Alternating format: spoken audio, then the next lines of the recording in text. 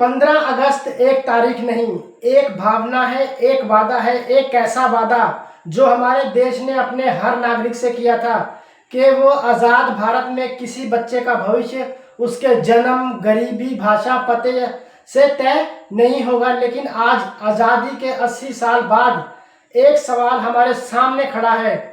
क्या भारत का हर बच्चा शिक्षा के मामले में आज़ाद है? हमारे शहरों में चमकते स्कूल हैं, स्मार्ट क्लासरूम है, डिजिटल बोर्ड है, अंग्रेजी बोलते बच्चे हैं, महंगी कोचिंग और विदेशों में पढ़ाई के सपने हैं। लेकिन इसी देश की किसी दूर दराज गांव में एक बच्चा अब भी ऐसे स्कूल में पढ़ता है जहां शिक्षा कम है, शिक्षक नहीं है, कमरे कम हैं, किताबें कम हैं और अक्सर उससे भी कम कहीं स्कूल में इंटरनेट नहीं है, कहीं विज्ञान की प्रयोगशाला नहीं है, कहीं मुलाकात, कहीं पुस्तकालय सिर्फ कमरे का एक नाम है और कहीं पूरे स्कूल को संभालने के लिए सिर्फ एक शिक्षक है। तो सवाल ये है कि भारत में स्कूल कितने हैं? सवाल ये है, क्या हर स्कूल में सीखने का समान अवसर है? सरकारें बदलती रही, नारे बदलते रहे, योजनाओं के नाम पर स्कूल बदलते रहे, शिक्षा का अधिकार आया, कभी डिजिटल इंडिया, कभी नई शिक्षा नीति, कभी स्किल इंडिया, कभी स्मार्ट स्कूल और कभी मॉडल स्कूल। और अब एक विकसित भारत की शिक्षा का सपना हर सरकार ने कहा। भारत की शिक्षा बदलेगी, भारत का युवा दुनिया को नेतृत्व करेगा, भारत में रिसर्च केंद्र बनेगा, भारत के बच्चे विदेश में कहीं नहीं जाएंगे, दुनिया के बच्चे भारत पढ़ने आएंगे। ये सपना बहुत बड़ा था, बहुत जरूरी भी, लेकिन सपनों और हकीकत में के बीच एक लंबी दूरी और एक उस दूरी का नाम है सरकारी स्कूल। एक तरफ देश आर्टिफिशियल इंटेलिजेंस की बात कर रहा है और दूसरी तरफ कई बच्चे के पास पढ़ने के लिए पर्याप्त किताबें नहीं है। एक तरफ हम ग्लोबल एजुकेशन की बात करते हैं और दूसरी तरफ लाखों परिवार अपने बच्चों की फीस, कोचिंग, परीक्षा के दबाव में है। एक तरफ हम विश्वविद्यालय बनाना चाहते हैं और दूसरी तरफ ग्रामीण विद्यार्थी आज भी अच्छी और उच्च शिक्षा तक पहुंचने के लिए संघर्ष कर रहा है। ये विरोधाभास केवल आंकड़ा नहीं है, ये भारत के भविष्य का सवाल है। नई शिक्षा नीति ने शिक्षा को रटने से निकालकर समझने, सोचने और कौशल से जोड़ने का वादा है। भारतीय भाषाओं को महत्व देने की बात हुई, व्यावसायिक शिक्षा की बात हुई, शिक्षा को 21वीं सदी के जरूरतों के अनुसार बदलने की बात हुई। लेकिन किसी भी नीति की असली परीक्षा उसके दस्तावेज में नहीं, उसकी असली परीक्षा होती है कक्षा में शिक्षक के साथ, हाथ में बच्चों की कॉपी में और शिक्षा के बाद उसके रोजगार में। अगर बच्चा 12वीं पास करके भी ठीक से नहीं पढ़ पा रहा, अगर डिग्री लेने के बाद भी रोजगार के लिए तैयार नहीं है, अगर प्रतिभा होने के बावजूद परिवार की आर्थिक स्थिति उसे रोक देती है, तो खुद से पूछना होगा, क्या हमारी शिक्षा व्यवस्था बच्चों को तैयार कर रही है या सिर्फ परीक्षाओं के लिए प्रशिक्षित तैयार कर रही है?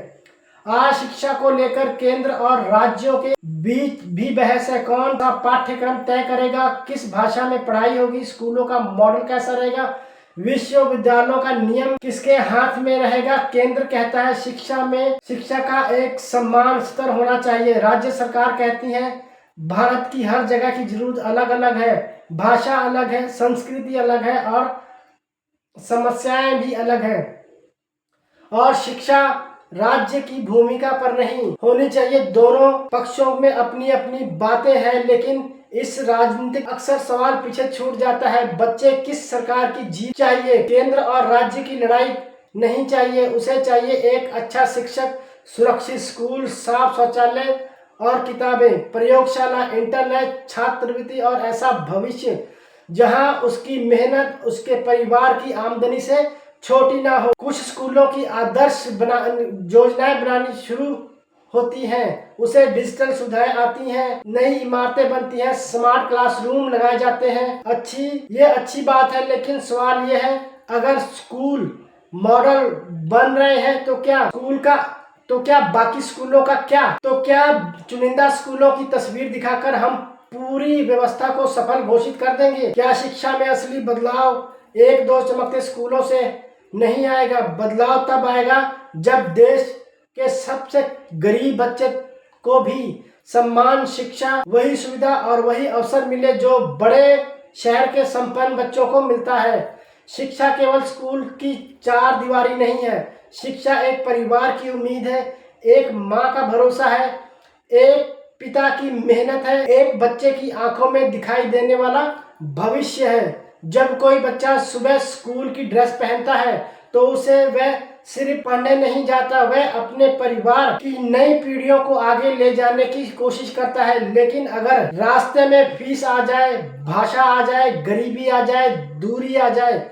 भेदभाव आ जाए या शिक्षा की कमी आ जाए तो उस बच्चे का सपना धीरे धीरे छोटा होने लगता है और देश का भविष्य भी। 15 अगस्त को हम लाल किले से भाषण सुनेंगे, विकसित भारत की बातें होंगी, नई तकनीक की बातें होंगी, रिसर्च की बातें होंगी, युवाओं की बातें होंगी, शिक्षा को दुनिया में नई ऊंचाई पर लेकर जाने की बातें होंगी और हमें इन सपनों का स्वागत भी करना चाहिए। लेकिन उसी दिन हमें कुछ सवाल भी पूछने चाहिए।